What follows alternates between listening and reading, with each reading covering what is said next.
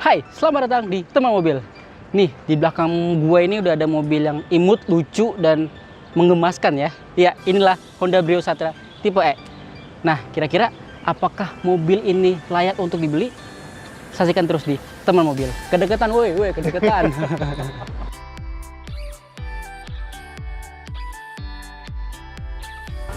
Nah, kali ini kita akan bahas Honda Brio Satria tipe E. Menurut gue ya, ini mobil lucu banget, seriusan lucu banget. Tapi banyak orang sih bilang ini mobil ya aneh sih atau unik gimana gitu kan. Tapi menurut gue ini mobil lucu banget sih. Mungkin kita bisa lihat dari sini, dari mungkin bodinya yang kecil ini, tapi dia mempunyai headlamp yang cukup besar. Lihat nih, walaupun masih halogen ya, tapi ini cukup besar ini. Dan di sini yang paling keren sih, ini sih menurut gue sih, grillnya ini hitam kayak lebih sporty lah kelihatannya, walaupun memang ini tipe CGC, tapi menurut gue ini dari grill lebih sporty lah ini. Terus dia di sini udah ada fog lamp, terus ada unsur-unsur kayak lebah-lebah gitu ya kan, sarang-sarang lebah. Tapi emang sayangnya nih ground clearance-nya kecil banget sih, jadi kalau misalkan lewatin polisi tidur ya mesti pelan-pelan lah ya gitu. Kita lihat sampingnya yuk. Nah, kalau lihat dari sampingnya ya, ini memang kecil banget sih mobil sih tuh. Dari gue tingginya kelihatan banget kan kecil ya. Jadi emang ini mobil terkesan imut dan lucu gitu. Nah di sini kalau kita lihat ya, dari bannya sendiri dia udah pelek 14 inch. Terus dia udah palang 5. Ini masih standar sih maksud gue. Terus standarnya biasa aja sih. Menurut gue dari samping biasa aja sih. Maksudnya nggak ada keistimewaan apa-apa. Tapi secara dari desain ini cukup unik. Kita lihat langsung di belakang yuk. Nah, nih yang di belakang nih, yang banyak banget jadi perbincangan orang-orang nih. Ada yang bilang ini dari belakangnya aneh, jelek gitu kan. Tapi menurut gue ini lucu banget seriusan. Unik banget unik. Kenapa? Karena biasanya kalau mobil yang lain-lain tuh di sininya kaca itu nggak capek bawah kayak gini gitu. Ini dia luas banget terlihat itu. Jadi tuh menurut gue ini keren gitu, lucu gitu, unik gitu ya kan. Tapi banyak orang bilang ini jelek gitu. Tapi menurut gue ini secara desain ini unik banget sih. Bisa kita lihat ya. Jadi yang agak effort tuh kalau kalian mau buka bagasi, itu dia di sini nggak ada handle buat bukanya gitu. Jadi mesti pakai kunci atau buka dari kursi pengemudi. Caranya kita tekan. Tada! Agak effort dikit sih, tapi kalau lihat dari bagasi gimana ya, mungkin mobil kecil imut jadinya ya secara fungsional untuk bagasi nggak terlalu luas banget gitu. Tapi kalau misalkan buat naruh barang-barang belanjaan yang buat bulanan ya masih muat lah ya. Nah, kalau kalian mau lihat di mana ban serepnya, bisa caranya kalian harus turunin dulu untuk baris keduanya, terus kalian masukin tangannya di sini, ada lubang sini. Masukin tangan ya, jari ya, bukan lubang yang lain ya. Jari di sini ya. Masukin, tarik.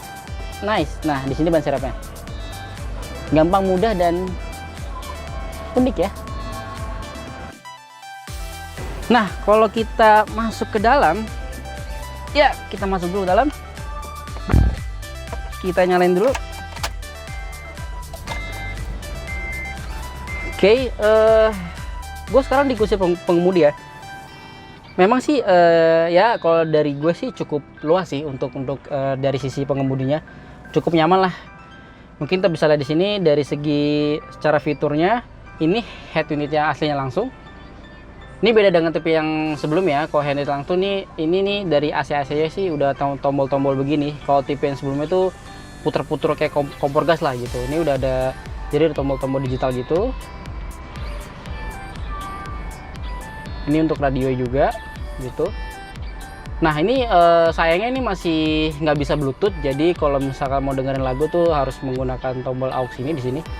Nah terus ini udah sekitar 20.000 km, umur udah sekitar 4 tahun, masih rendah banget loh, ini rendah banget. Jadi ini kalau lu beli nih worth it banget sih menurut gue. Terus kalau kita lihat dari segi kompartemennya, di sini udah ada 2 cup holder, kiri kanan juga ada 1, 2. Terus, nah di sini udah ada ini buat yang ini nih, buat mirror untuk power mirror di sini nih. Jadi kalau mau gerakin kiri ke kanan, pencet di sini, gitu. Terus MID-nya udah yang tipe modern. So far sih kalau dilihat dari Yat unit ini hampir kayak Mobilio sih, tipe-tipe Mobilio sih, gitu. Secara akomodasi ini cukup nyaman sih menurut gua, cukup nyaman banget.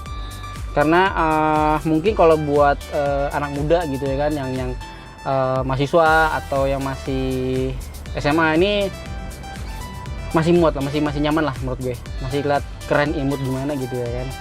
Gitu. Terus kalau kita lihat dari joknya sendiri, ini joknya sebenarnya fabric sih.